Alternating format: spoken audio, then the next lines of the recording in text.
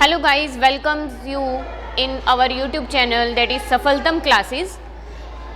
Previous lecture में बेटा हमने अपना चैप्टर शुरू किया that is digestion and absorption. Digestion and absorption में हम 3 लेक्चर पढ़ चुके हैं और उसमें हमने क्या बात की है हमारे डाइजेस्टिव सिस्टम के बारे में कि कैसी उसकी स्ट्रक्चर होती है, कौन सा पार्ट वो हमारी बॉडी में कहाँ प्रेजेंट है, कौन सी सेल से वो बना है। और अभी हम आज के लेक्चर में बात करने वाले हैं डाइजेस्टिव ग्लैंड्स के बारे में कि कौन कौन सी ग्लैंड्स हैं जो हमारे डाइजेस्टिव सिस्टम से जुड़ी हुई हैं और जो अपना फंक्शन परफॉर्म कर रही है। तो चलिए शुरू करते हैं हम आज की अपनी क्लास। तो सबसे पहले डाइजेस्टिव एंजाइम्स जो हमारे डाइजेशन में हेल्प कर रहे हैं उनकी हम यहाँ पर बात करने वाले हैं कि कौन से एंजाइम कौन से पार्ट से आ रहे हैं और कैसे वो काम कर रहे हैं उसकी हम बात करेंगे। देखो हम अगर बात करें बेसिकली 3 टाइप की ग्लैंड्स आती हैं। First one is salivary gland, second one हम लीवर की बात करते हैं, थर्ड वन हम किसकी बात करते हैं, पैनक्रियाज की बात करते हैं बेटा। तो सबसे पहला हम शुरू करेंगे हमारा सेलेवरी ग्लैंड के बाद। सेलेवरी ग्लैंड, देखो सेलेवरी ग्लैंड की अगर हम बात करें तो जब भी हम हमारी एलिमेंट्री कैनाल की बात करते हैं तो salivary gland is not include in our alimentary canal. वो हमारी एलिमेंट्री कैनाल का हिस्सा नहीं है। वो एलिमेंट्री कैनाल के हिस्से की अगर हम बात करें तो एलिमेंट्री कैनाल के अंदर हम किस किस को इंक्लूड करते हैं, हम हमारी ईसोफेगस को इंक्लूड करते हैं, हम स्टमक को इंक्लूड करते हैं, इंटेस्टाइन को इंक्लूड करते हैं। But salivary gland is not the part of our alimentary canal. इसका जो सिक्रीशन है वो आता है और उसमें जो एंजाइम है वो हमारे फूड को डाइजेस्ट करने का काम करते हैं। तो देखो सेलेवरी ग्लैंड के लोकेशन की बात करें तो कहाँ प्रेजेंट होती है, आउटसाइड अवर बक्कल कैविटी। हमारी जो बक्कल कैविटी है उसके अंदर प्रेजेंट होती है। 3 पेयर अगर हम बात करें 3 टाइप की सेलेवरी ग्लैंड हमारे माउथ के अंदर प्रेजेंट है। अब ग्लैंड है एलिमेंट्री कैनाल का हिस्सा नहीं है तो इससे जो एंजाइम आ रहा है, इससे जो सिक्रीशन आ रहा है वो आ किससे रहा है हमारे माउथ के अंदर, उसकी हम बात करते हैं। तो वो जो है वो कहाँ से आता है कि उसके साथ डक्ट जुड़ी हुई होती हैं, कि उसके साथ क्या जुड़ी हुई होती है, डक्ट जुड़ी हुई होती हैं जिनका सिक्रीशन कहाँ आता है, हमारे बक्कल कैविटी के अंदर आता है बेटा। ठीक है। अब अगर उन ग्लैंड्स के अंदर डक्ट प्रेजेंट है तो उन्हें हम क्या कहते हैं, एक्सोक्राइन ग्लैंड कहते हैं बेटा। क्या कहते हैं, एक्सोक्राइन ग्लैंड कहते हैं। देखो एक्सोक्राइन ग्लैंड्स कौन सी होती है, जिनका सिक्रीशन किस में आ रहा है, डक्ट के थ्रू आ रहा है। ठीक है, तो उन्हें हम एक्सोक्राइन ग्लैंड कहते हैं। अब यहाँ पर सेलेवरी ग्लैंड 3 टाइप की प्रेजेंट होती है हमारे माउथ में। 3 टाइप की सेलेवरी ग्लैंड देखो कौन कौन सी है, कहाँ उसकी लोकेशन है उसकी हम बात करें तो 3 टाइप की जो ग्लैंड्स हैं देखिए कौन कौन सी हैं। सबसे पहला हमारे पास आता है that is parotid, parotid gland first type. Second सब मैक्सिलरी सब मैंडिबुलर हम इसे बोलते हैं, एंड थर्ड इज सब लिंगुअल। अब इनके नेम पर इनकी लोकेशन की हम बात करें तो देखो बेटा पैरोटिड ग्लैंड सेलेवरी ग्लैंड जो प्रेजेंट होती है वो कहाँ प्रेजेंट होती है, in front end below the years. देखो हमारे फेस का ये वाला जो हिस्सा होता है in front of years and below the years, ये वाला जो रीजन है यहाँ हमारी क्या प्रेजेंट है, parotid salivary gland first type. कहाँ, यहाँ से और यहाँ ये वाले रीजन के अंदर कहाँ कौन सी प्रेजेंट होती है, पैरोटिड। सेकेंड हम बात करें सब मैक्सिलरी या सब मैंडिबुलर हम इसको बोलते हैं। तो ये वाली जो हमारी जॉ लाइन होती है इस जॉ लाइन पे क्या प्रेजेंट है, सब मैक्सिलरी एंड सब मैंडिबुलर ग्लैंड प्रेजेंट है। एंड थर्ड वन इज सब लिंगुअल। लिंगुअल वर्ड हम किसके लिए यूज करते हैं, हमारी टंग के लिए यूज करते हैं। तो सब लिंगुअल सेलेवरी ग्लैंड जो होती है वो कहाँ प्रेजेंट होती है, हमारे टंग के नीचे, बिलो द आवर टंग, हमारे टंग के नीचे प्रेजेंट होती है। अगर फिर भी आपको थोड़ा सा कंफ्यूजन है तो आप क्या कर सकते हो, सभी फटाफट से अपने फेवरेट फूड को सोचो कि आपको सबसे ज़्यादा अच्छा या आपका फेवरेट फूड कि जिसको देखते ही बस आपके मुंह में पानी आ जाता है, आप उसको सोचो। सोचा? तो अब जब आप उस फूड को सोचते हो, उसके बारे में आपने सोचा, आपके मुंह के अंदर एक वाटरी फ्लूइड आया, पानी आ गया ना, अब उसे फील करो कि वो जो पानी आ रहा है वो कहाँ से आ रहा है। अगर आप उसे देखोगे तो वो कहाँ से आ रहा है, हमारे टंग के नीचे से आ रहा है, हमारी जॉ लाइन की तरफ से आ रहा है, या हमारे इस वाले रीजन से, अपर वाले रीजन से आ रहा है। वो वाटरी फ्लूइड क्या है, इस सैलिवरी ग्लैंड से रिलीज होने वाला सलाइवा है, उसे हम क्या बोलते हैं, सलाइवा बोलते हैं, वाटरी फ्लूइड होता है, जिसके कारण हमारा जो माउथ है वो हमेशा क्या होता है, वेट होता है, गीला होता है। ठीक है, तो ये 3 टाइप की सैलिवरी ग्लैंड, 3 पेयर मतलब 6 ग्लैंड्स हमारे बकल कैविटी के अंदर बेटा प्रेजेंट होती है। इनकी लोकेशन की हमने बात की कि कहाँ होती है। अब ये कहता है अगर इन तीनों के अंदर बात की जाए तो इन तीनों में सबसे लार्जेस्ट ग्लैंड कौन सी है और उसका जो सिक्रीशन है किसका ज़्यादा है, कि कौन सबसे ज़्यादा सलाइवा को सिक्रेट आउट कर रही है हमारे माउथ के अंदर। तो देखो सबसे पहली पैरोटिड की बात की जाए तो parotid is the largest and smallest is the sublingual, जो टंग के नीचे होती है वो sublingual, that is the smallest gland and largest is parotid. बच गई एक हमारी, वो क्या होगी, मीडियम साइज की होगी। ठीक है, यहाँ बात हो गई साइज की। अब बात करें अगर सैलिवरी ग्लैंड के सलाइवा की बात करें कि कितना सलाइवा कौन सी ग्लैंड निकाल रही है ना, तो कौन ज़्यादा निकालेगा। अब आप बोलोगे जो लार्जेस्ट है वो ज़्यादा सलाइवा प्रोड्यूस करेगी, जो स्मॉलेस्ट है वो कम सलाइवा प्रोड्यूस करेगी, लेकिन ऐसा नहीं होता बेटा।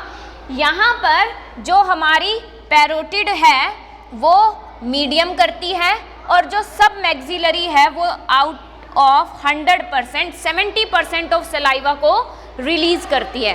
तो सबसे ज़्यादा सलाइवा कौन रिलीज कर रहा है हमारे माउथ में, सब मैक्सिलरी या सब मैंडिबुलर रिलीज कर रहा है, और सबसे कम कौन कर रहा है, सबलिंगुअल, दैट इज ओनली 5%। ठीक है, एंड मीडियम में जिसका साइज सबसे बड़ा था वो मीडियम सलाइवा का सिक्रीशन यहाँ पर कर रही है, दैट इज 25%।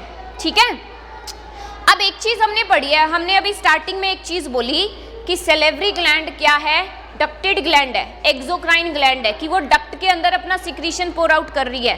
तो 3 टाइप की हो गई, इन तीनों के साथ भी डक्ट निकलेगी तो उन डक्ट्स को हम क्या बोलेंगे, अब उनके नेम की बात आती है। अगर हम बात करें यहाँ पे पैरोटिड ग्लैंड की, पैरोटिड ग्लैंड का जो सिक्रीशन, जो सलाइवा आ रहा है वो जिस डक्ट में आ रहा है उस डक्ट को हम क्या बोलते हैं, स्टिन्सन्स डक्ट बोलते हैं। ठीक है, तो वो स्टिन्सन डक्ट किससे जुड़ी हुई है, पैरोटिड से। सब मैक्सिलरी सब मैंडिबुलर के अंदर अगर हम बात करें तो यहाँ पर कौन सी डक्ट आती है, वाटसन डक्ट आती है। देन थर्ड हम यहाँ पर सबलिंगुअल में बात करें तो that is duct of Rivinus. थोड़ा सा टिपिकल सा है नाम, है ना, थोड़ा सा आपको डिफ़िकल्ट लग रहा होगा, आपको बोलने में मुश्किल हो रही होगी, लेकिन अगर आप 2 या 3 बार इसे बोलोगे तो ये आपको इजीली लर्न हो जाएगा या आप इसी को आसानी से बोल सकते हो। ठीक है, तो दोबारा से देखते हैं, 3 टाइप की सैलिवरी ग्लैंड हमारे बकल कैविटी में प्रेजेंट है।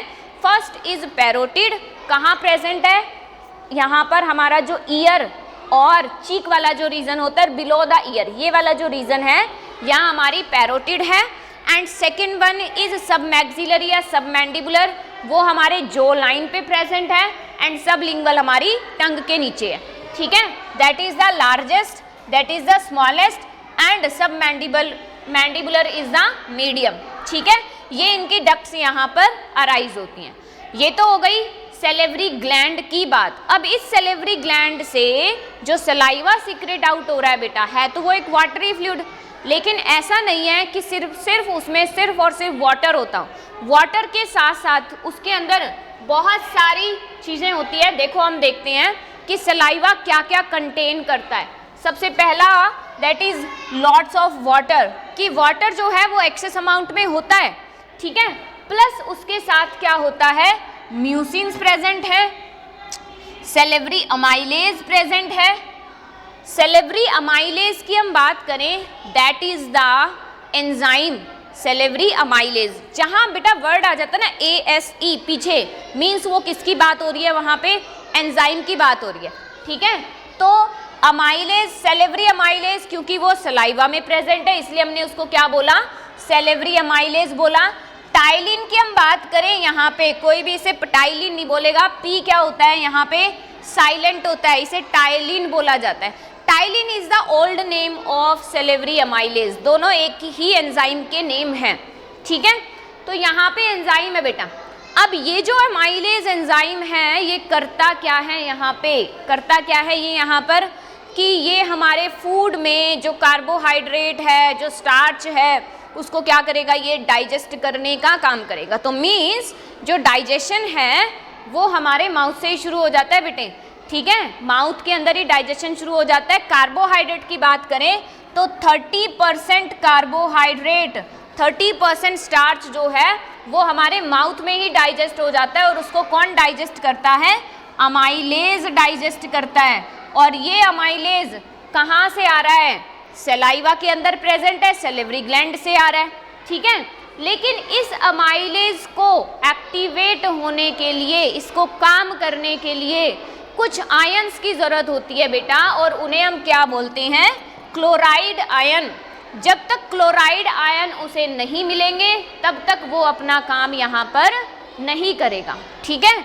तो उसे किसकी ज़रूरत है, क्लोराइड आयन की ज़रूरत है एक्टिवेट होने के लिए, अपना काम करने के लिए। क्लियर। अब आगे देखें कि ये जो सलाइवा है ये और भी कुछ काम करता है हमारे माउथ के अंदर, लाइक एंटीबैक्टीरियल है कि कोई भी बैक्टीरिया है या कोई माइक्रो ऑर्गेनिज्म है हमारे माउथ के अंदर ग्रो कर रहा है, तो ये उसे क्या करता है, किल करने का काम करता है। तो एंटीबैक्टीरियल इज ऑल्सो कि ये हमें एक तरीके से प्रोटेक्शन ही दे रहा है, ठीक है। कि काफ़ी बार क्या होता है कि जैसे ही बोला जाता है रात को ब्रश करके सोना चाहिए, बोलते हैं ना, हम करके भी सोते हैं। तो रात को ब्रश करके क्यों सोना चाहिए, क्योंकि अगर रात को हमने ब्रश नहीं किया है, हमने अपनी बकल कैविटी को क्लीन नहीं किया है, तो क्या होगा, हमने जो खाना खाया है वो हमारे टीथ के बीच में, देखो अगर हम बात करें किस तरीके से हमारे टीथ प्रेजेंट होते हैं, इन टीथ के बीच में अगर यहाँ पर कोई भी फूड के पार्टिकल रह गए तो क्या होगा, यहाँ पर डेंटल कैरीज कि यहाँ पर कैविटीज होना शुरू हो जाएगी, बैक्टीरिया ग्रो करना शुरू कर देंगे, वो अपना इन्फेक्शन करना शुरू कर देंगे यहाँ पे, तो बैक्टीरियल इन्फेक्शन के चांसेस हो जाते हैं। लेकिन तो ये कहा जाता है कि रात को हमें क्या करना चाहिए, ब्रश, क्योंकि उस टाइम पर हमारा जो सलाइवा का सिक्रीशन है बेटा वो क्या होता है, कम होता है, तो उस टाइम पर इन्फेक्शन के चांसेस ज़्यादा होते हैं। अदरवाइज अगर हम बात करें ऑल अबाउट अवर डे के बारे में, तो जो सलाइवा होता है वो हमारे डेंटल या हमारे जो टीथ्स होते हैं उनको प्रोटेक्ट करने का भी काम करता है, एंटीबैक्टीरियल है कि वहाँ पर इन्फेक्शन नहीं होने देता। लेकिन नाइट टाइम के अंदर कि उसका सिक्रीशन कम होता है, इसलिए हमें क्या करना चाहिए, ब्रश करना चाहिए बेटा, ठीक है। इसके बाद काफ़ी बार कुछ लोगों में ये प्रॉब्लम भी आ जाती है कि लाइक सलाइवा का सिक्रीशन प्रॉपर अमाउंट के अंदर नहीं हो रहा है, ठीक है, या सलाइवा का सिक्रीशन कम हो रहा है। अगर सलाइवा का सिक्रीशन कम होता है तो उसमें क्या होगा, बैक्टीरियल इन्फेक्शन बढ़ जाएगा, और जब सलाइवा के कम सिक्रीशन की बात आती है तो उस कंडीशन को क्या बोला जाता है बेटा, एटाइलिज्म, ठीक है। क्या बोला जाता है, एटाइलिज्म, अगर सलाइवा का सिक्रीशन हमारे माउथ के अंदर कम हो रहा है तो, ठीक है। सलाइवा के लिए जो पीएच है दैट इज 6.8 की वो उस पर वर्क करता है, अपना काम करना वो शुरू कर देता है। नॉर्मल सलाइवा के सिक्रीशन की अगर हम बात करें तो बेटा हमारे एक दिन के अंदर हम बात करें 1.2 to 1.5 लीटर, कम से कम 1.5 लीटर सलाइवा हम रिलीज कर देते हैं एक दिन में। एक दिन में हम क्या कर रहे हैं, 1.2 to 1.5 सलाइवा सीक्रेट आउट कर रहे हैं, ठीक है। इसके अलावा ये हमारे फूड को भी सॉफ्ट बना रहा है, उसके साथ मिक्स हो जाता है, बॉलस की फॉर्मेशन कर देता है, बॉलस हमने बात की थी, फिर उसकी स्वेलोइंग होती है, तो इजीली हम उसको स्वेलोइंग कर सकते हैं, निगल सकते हैं उस फूड को। तो सलाइवा के यहाँ पर काफ़ी फंक्शन है कि वो एंटीबैक्टीरियल है, उसमें एंजाइम है, वो कार्बोहाइड्रेट को डाइजेस्ट कर रहा है, ठीक है, या हमारे माउथ को वेट रख के वो क्या कर रहा है, वहाँ पर उस फूड को सॉफ्ट बना रहा है, बॉलस की फॉर्मेशन कर रहा है। तो सलाइवा के अंदर सिर्फ वाटर नहीं होता, वाटर के साथ साथ और भी एंजाइम्स हम बात करें वो भी उसके अंदर प्रेजेंट होते हैं। तो दैट इज सलाइवा जो कि सैलिवरी ग्लैंड से आ रहा है बेटा। देखो बेटा नेक्स्ट हम यहाँ पर बात करते हैं गैस्ट्रिक ग्लैंड्स की। हमने अभी बात की सैलिवरी ग्लैंड की जो कि हमारी बक्कल कैविटी में थी, है ना, वहाँ से हमने बॉलस को बनाया, बॉलस कहाँ से आ गया, फूड पाइप से आ गया, फूड पाइप से आ गया यहाँ से, ये देखो ये हमारी फूड पाइप आ गई यहाँ पे। फूड पाइप के बाद हम किसकी बात करते हैं, यहाँ पे स्टमक की बात करते हैं।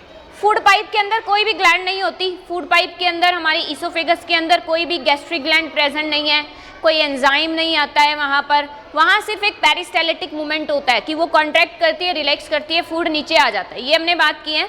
इसके बाद स्टमक के अंदर अब नेक्स्ट हमारा जो फूड है वो कहाँ आ गया है, यहाँ स्टमक के अंदर आ गया बेटे। अब स्टमक के अंदर भी कुछ गैस्ट्रिक ग्लैंड्स प्रेजेंट होती है, लेकिन कहाँ पर होती है, कहाँ होती है, हमने अपने सेकेंड लेक्चर के अंदर बात की थी। फटाफट से सोचो कि हमारी जो गैस्ट्रिक ग्लैंड है स्टमक के अंदर कहाँ प्रेजेंट होती है। हमने 4 लेयर्स पढ़े थे, उन 4 लेयर्स के अंदर कौन सी लेयर के अंदर हमारी जो गैस्ट्रिक ग्लैंड है वो प्रेजेंट होती है बेटे, म्यूकोसा लेयर के अंदर प्रेजेंट होती है। ठीक है, हमने एक डायग्राम देखा था, उसमें हमने 4 टाइप की लेयर की बात की थी। उन 4 टाइप की लेयर के अंदर हमने जो म्यूकोसा लेयर पढ़ी उसके अंदर क्या प्रेजेंट होती हैं, गैस्ट्रिक ग्लैंड्स प्रेजेंट होती हैं। अब ये जो गैस्ट्रिक ग्लैंड है ये हम इन्हें काउंट नहीं कर सकते, या हम इनको पेयर में नहीं बता सकते कि जैसे अभी हमने सेलेवरी ग्लैंड की बात की कि वो तो 3 टाइप्स की हैं, या वो हम कहें 6 हैं, 3 पेयर्स वो प्रेजेंट है, इनको हम नहीं बता सकते because they are millions in number, कि ये बहुत ज़्यादा इनका नंबर होता है। इनमें कुछ स्पेशलाइज सेल्स प्रेजेंट होते हैं, हम उन सेल्स की ज़रूर बात कर सकते हैं यहाँ पर। तो देखो किस तरीके से कि इसकी वॉल के अंदर किस तरीके से यहाँ पर प्रेजेंट होती है। देखो जैसे हम बात करें कि ये किस तरीके से प्रेजेंट है, ये कुछ इस तरीके की इनकी स्ट्रक्चर होती है बेटा, फोल्डिंग्स के अंदर, स्टमक की वॉल के अंदर कुछ इस तरीके से ये गैस्ट्रिक ग्लैंड्स यहाँ पर प्रेजेंट होती है। और इन गैस्ट्रिक ग्लैंड्स के अंदर कुछ स्पेशलाइज्ड सेल्स होती हैं बेटा, कुछ स्पेशलाइज्ड सेल की हम बात करें तो देखो यहाँ पे इस तरीके से कुछ सेल्स होती हैं, और ये स्पेशलाइज्ड सेल्स जो होती हैं ये वहाँ पर एंजाइम कहें या जो भी सिक्रीशन ये यहाँ पर कर रही है, ऑल ओवर द ग्लैंड्स कुछ इस तरीके से यहाँ पर सेल्स हैं। बेसिकली 3 टाइप की सेल्स की हम यहाँ पर बात करेंगे जो कि किसमें प्रेजेंट है, स्टमक की वॉल के अंदर प्रेजेंट है।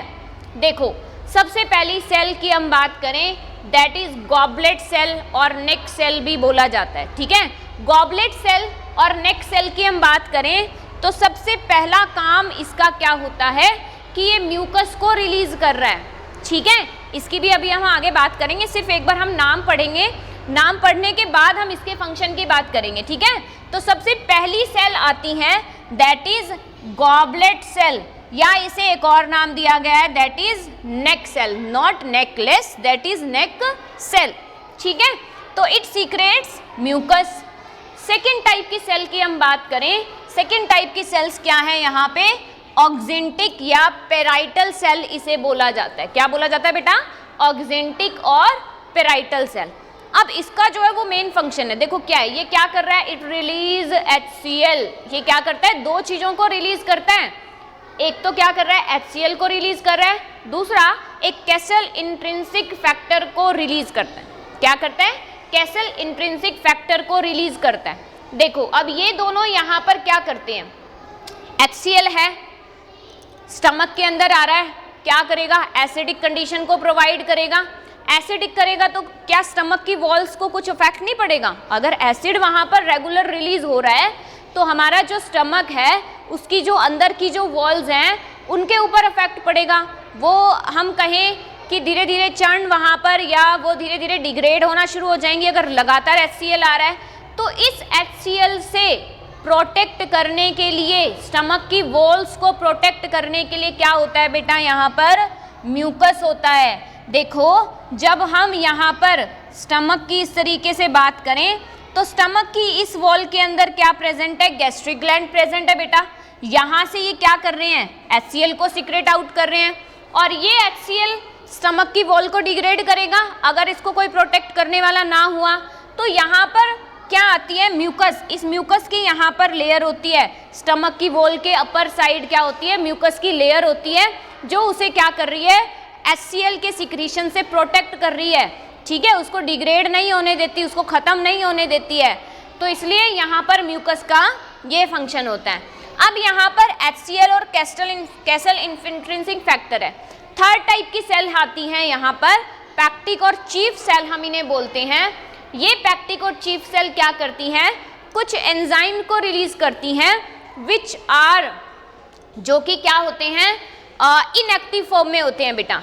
तो देखो इनके फंक्शन की जब हम यहाँ पर बात करें तो ये क्या कहता है, यहाँ पर देखो HCl और कैसल इंट्रिंसिक फैक्टर क्या करता है कि ये तो कैसल इंट्रिंसिक फैक्टर तो देखो बेटा नेक्स्ट हमने क्या कहा, सेकेंड दैट इज ऑक्जेंटिक और पेराइटल सेल हम बात कर रहे हैं यहाँ पे, इट रिलीज HCl। अब HCl जो है वो क्या क्या काम यहाँ पर करता है, देखो हम कहें कि HCl एक तो एसिडिक मीडियम प्रोवाइड करेगा, प्लस ये जो थर्ड सेल से जो एंजाइम आ रहे हैं which are in inactive form, ठीक है, प्री फॉर्म के अंदर प्रेजेंट है, उनको एक्टिवेट करने का काम करता है। किस तरीके से एक्टिवेट करेगा, देखो अगर हम बात करें पेप्सिन एंजाइम की, जो वो किस पैक्टिक सेल से रिलीज हो रहा है, that is pepsinogen. Pepsinogen enzyme जो है ये कैसे है, ये प्री फॉर्म में है बेटा, प्री फॉर्म कि अभी ये इनएक्टिव फॉर्म के अंदर है, कि अभी ये कुछ भी काम नहीं कर सकता, क्योंकि इसको काम करने के लिए क्या चाहिए, एक एसिडिक मीडियम की जरूरत पड़ती है, और वो एसिडिक मीडियम पहले इसको किससे मिलता है, HCl से मिलता है। तो HCl जब यहाँ पर रिलीज होना शुरू करेगा तो वो HCl क्या करेगा, इस पेप्सिनोजन को कन्वर्ट करेगा एक्टिव फॉर्म में, और उस एक्टिव फॉर्म को हम क्या बोलते हैं, पेप्सिन बोलते हैं। तो ये किसकी प्रेजेंस में हुआ, HCl की प्रेजेंस में हुआ। अब ये पेप्सिन क्या आ गया है, एक्टिव फॉर्म में आ गया बेटा। अब ये क्या करेगा, हमारे फूड के अंदर जो प्रोटीन है उसको डाइजेस्ट करने का काम करेगा। तो ये काम किसने किया, HCl ने किया। दूसरा एंजाइम हमने एक और पढ़ा, दैट इज प्रोरेनिन। प्रोरेनिन की जब हम बात कर रहे हैं तो prorenin is also a pre form of enzyme which is inactive form. इसको भी एक्टिव करने के लिए किसकी जरूरत पड़ती है, HCl की जरूरत पड़ती है, और इस HCl की प्रेजेंस में ये अपने एक्टिव फॉर्म के अंदर आता है, जिसे हम क्या कहते हैं, यहाँ पर रेनिन कहते हैं। एक चीज और याद रखनी है बेटा आपने यहाँ पे, कि जब भी इस रेनिन एंजाइम की बात हो तो ये आपने स्पेलिंग देखनी है कि जो स्टमक के अंदर रेनिन आ रहा है उसमें डबल N होता है, क्योंकि एक रेनिन और होता है RENIN, जिसमें एक सिंगल N होता है, and that renin is secreted by our kidney. वो भी एक हार्मोन है जो हमारे किडनी उसको क्या करती है, रिलीज करती है। तो there is a difference, spelling में इस डिफरेंस है। अगर हम डबल N की बात कर रहे हैं तो वो क्या है, जो हमारे स्टमक के अंदर प्रेजेंट है, और अगर हम सिंगल N की बात कर रहे हैं बेटा तो वो हमारे किडनी के अंदर, किडनी उसे रिलीज करती है, ठीक है। तो यहाँ पर पैक्टिक सेल्स ने क्या किया, दो एंजाइम को रिलीज किया, pepsinogen and prorennin. Pepsinogen adult में, प्रोरेनिन की बात करें तो छोटे बच्चे होते हैं उनके स्टमक के अंदर ये रिलीज होता है। वहाँ पर ये मिल्क, जो क्योंकि उनका जो बेसिक सा फूड है वो क्या है, मिल्क है, तो उसको डाइजेस्ट करने में ये हेल्प करता है, ठीक है। तो पेप्सिनोजन और प्रोरेनिन को एक्टिव फॉर्म में कौन लेके आया, हमारा HCl लेकर आया। तो HCl के मेन फंक्शन की अगर हम बात करें, क्या क्या होता है, activation of pepsinogen and prorennin. क्या करेगा ये, पेप्सिनोजन और प्रोरेनिन को एक्टिवेट कर देगा कि वो अपना काम करना शुरू करें। सेकेंड, एसिडिक है, एसिड है तो वहाँ की pH भी चेंज करेगा, pH चेंज करेगा तो उसको लो ले आता है वो वहाँ पर, ठीक है। तो ये क्या करता है, pH को चेंज करता है, 1.2 तक उसकी pH को ले आता है, ताकि वहाँ पर जो एंजाइम्स हैं वो आसानी से वर्क कर सकें। क्योंकि बेटा एंजाइम्स जो होते हैं उन्हें एक पर्टिकुलर pH और एक पर्टिकुलर टेम्परेचर की ज़रूरत होती है। अगर उन्हें पर्टिकुलर pH या पर्टिकुलर टेम्परेचर नहीं मिलता है तो वो काम नहीं कर पाते हैं बेटा, ठीक है। दूसरी चीज़, एसिडिक होने के कारण हमारे फूड के साथ आने वाले जो टिनी माइक्रोब्स होते हैं, कोई बैक्टीरिया है, जो हम कहें माइक्रो ऑर्गेनिज्म है, उनको ये क्या कर देता है, यहाँ पर किल करने का काम करता है। एंड मेन फंक्शन की अगर हम बात करें तो that is absorption of iron. Iron का जो एब्जॉर्प्शन है बेटा वो हमारे स्टमक में कौन करता है, HCl करता है। क्योंकि जब हम अपने फूड में आयरन लेते हैं तो वो किसकी फॉर्म में लेते हैं, Fe3 पॉजिटिव की फॉर्म में लेते हैं। और Fe3 positive is not directly absorbed in our body, कि वो डायरेक्टली हमारी बॉडी में एब्जॉर्ब नहीं हो सकता है, तो इसको कन्वर्ट करना पड़ता है किसमें, Fe2 पॉजिटिव में, ठीक है। और ये कन्वर्ट होता है, ये एब्जॉर्बेबल फॉर्म है कि हमारी बॉडी इस आयरन को तो एब्जॉर्ब कर सकती है। और ये आयरन कहाँ से आया बेटा, ये HCl के कारण आया, ठीक है। तो HCl क्या करता है, आयरन को एब्जॉर्प्शन में हेल्प करता है, ठीक है। देखो HCl ने क्या क्या किया, एंजाइम्स को एक्टिवेट किया, एंजाइम्स को एक्टिवेट किया तो एंजाइम्स वर्क करेंगे, वो प्रोटीन को डाइजेस्ट करेंगे। दूसरा कि आने वाले हार्मफुल माइक्रो ऑर्गेनिजम्स को किल किया। तीसरा एब्जॉर्प्शन ऑफ आयरन की फॉर्म को चेंज कर रहा है ताकि हमारी बॉडी उसे एब्जॉर्ब कर सके। अगर वो वहाँ पर एब्जॉर्ब नहीं करेगा तो डेफिशिएंसी ऑफ आयरन हो जाएगी हमारी बॉडी में, आयरन की कमी हो जाएगी हमारे शरीर के अंदर, ठीक है। तो ये मेन फंक्शन होते हैं HCl के। इसके बाद हमने दूसरा यहाँ पर बात की थी castle intrinsic factor. Castle intrinsic factor की बात करें तो इसका एक मेन काम होता है, that is absorption of vitamin B12। Vitamin B12 जो हम ले रहे हैं, पहली बात तो ये हमारी बॉडी के अंदर सिंथेसाइज होता नहीं है, इसे हम किससे ले सकते हैं, हमारे फूड प्रोडक्ट से ले सकते हैं। That is most important factor for us. Vitamin B12 जो है वो बहुत ज़रूरी है हमारे डाइट में, ठीक है। तो हमारी बॉडी में तो बनता नहीं, इसको हम सिर्फ और सिर्फ किससे लेते हैं, हमारे फूड जो हम न्यूट्रिएंट जो कुछ चीज़ें होती हैं मेनली उनके अंदर ये प्रेजेंट होता है, तो जिससे हम इसको लेते हैं। अब ये डायरेक्टली एब्जॉर्ब भी नहीं हो सकता, तो इसको एब्जॉर्ब कौन करता है बेटा, कैसल इंट्रिंसिक फैक्टर इसको क्या करता है, एब्जॉर्ब करने का काम करता है, ठीक है। यहाँ पे हम बात करें इसके अलावा, जब स्टमक में तो हमारा इतना काम हो गया, अब स्टमक के बाद फूड कहाँ गया, इंटेस्टाइन में गया। कौन सी इंटेस्टाइन में गया, स्मॉल इंटेस्टाइन में गया। स्मॉल इंटेस्टाइन के हमने 3 पार्ट पढ़े, कौन कौन से पढ़े, डेडुनम, जिजुनम और इलियम, 3 पार्ट पढ़े। अब जब वहाँ फूड आता है तो उसकी वॉल्स के अंदर भी कुछ गैस्ट्रिक ग्लैंड्स होती हैं, ठीक है। मेनली जो फ्लूइड वहाँ पर आता है, इंटेस्टिनल ग्लैंड्स जो होती हैं इंटेस्टाइन की, उनको क्या कहा जाता है बेटा, क्रिप्स ऑफ लिबरकिन, ठीक है। ये इन्हें बोला जाता है। इनका मेन सिक्रेशन क्या होता है, ये होता है, क्या होता है, सक्कस एंटेरिकस। सक्कस एंटेरिकस के अंदर क्या क्या प्रेजेंट है, देखो वाटर यहाँ पर है, म्यूकस यहाँ पर है, माल्टेज है, एंटेरोकाइनेज, न्यूक्लियोसिडेज, न्यूक्लियोटाइडेज, अमाइलोपेप्टिडेज और इंटेस्टिनल लाइपेज, ये सब किसके अंदर प्रेजेंट है, हमारे सक्कस एंटेरिकस में। और ये सब हमारे फूड के डाइजेशन में हेल्प करते हैं। इनके बारे में, इनके नाम आपने याद रखने हैं। इनको हम कब पढ़ेंगे, जब हम डाइजेशन की बात करेंगे। अभी हम इंट्रो पढ़ रहे हैं यहाँ पे, जब प्रोसेस पढ़ेंगे तो ये सारे नाम आएंगे और उस टाइम पे पूछे जाएंगे, ठीक है। तो सक्कस एंटेरिकस में ये सारे एंजाइम्स प्रेजेंट होते हैं। तो इंटेस्टाइन की वॉल के अंदर कुछ तो ये है, इंटेस्टाइन की वॉल में प्रेजेंट है जहाँ से वो एंजाइम आ रहे हैं। प्लस बेटा इंटेस्टाइन के अंदर हमारी 2 मेन ग्लैंड्स होती हैं जिनका सिक्रेशन भी वहीं आता है, क्योंकि जब हमने डाइजेस्टिव सिस्टम के डायग्राम की बात की तो स्टमक के बाद हमने किसको छोड़ा, हमने लीवर को छोड़ा, हमने पैनक्रियाज को छोड़ा। लिवर और पैनक्रियाज को हमने स्किप कर दिया था because they are not the part of digestive system, these are the glands, कि ये ग्लैंड होती हैं और ये क्या करती हैं, अपने एंजाइम को, अपने सिक्रीशन को कहाँ भेज रही है, इंटेस्टाइन में भेज रही हैं। तो इन्हें हम क्या करेंगे, अब अलग से पढ़ेंगे। तो हमने स्टमक की पढ़ी, इंटेस्टिनल ग्लैंड्स पढ़ी हमने, बक्कल कैविटी के अंदर हमने बात की। लास्ट हमारा रहता है बेटा लीवर एंड पैनक्रियाज की, इनका सिक्रीशन क्या है, ये आज ही नहीं करेंगे हम, ये नेक्स्ट क्लास में करेंगे। आज के लिए हम इतना ही पढ़ेंगे और इन्हें आप अच्छे से पढ़ो, अच्छे से समझो और अपने डाउट्स लो, ठीक है। तो मिलते हैं नेक्स्ट क्लास में। Thank you, have a nice day.